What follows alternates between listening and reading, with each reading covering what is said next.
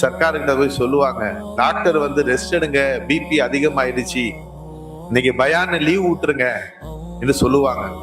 Doctor வண்டி போற சத்தம் கேட்ட உடனே எஜமா துண்டை தூக்கி போட்டு வருவாங்க. ஏன் போவாதீங்கன்னு சொல்லி ஃபைசனாயத்துடைய பிள்ளைகள் புதல்வர்கள் சொல்லுவாங்க, சர்க்கார் ரொம்ப உடல்நல சரிமா இருக்கு, டாக்டர் ரெஸ்ட் எடுக்க சொன்னீங்க, எங்க போறீங்க போவா, மண்ணுடைய நிழலிலே கியாமத்து வரை தூங்க வேண்டியிருக்கு, இப்ப என் முரீதுகள் எனக்காக வந்திருக்காங்கன்னு வெளியே வந்தார்கள்.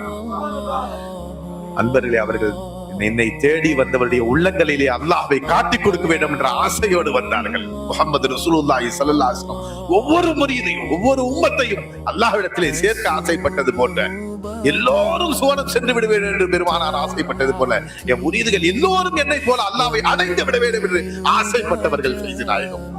தன்னை போல ஒரு ஃபைசியாக ஆக்க வேண்டும் என்று ஆசைப்பட்டவர்கள் ஃபைஸ் நாயகம்.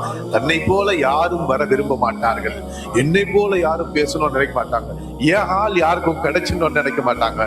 நினைத்த ஒரு ஜாத் என்று சொன்னால் அவர் ஷேக் நாயகம் ஃபைஸ் நாயகம் அவர்கள்.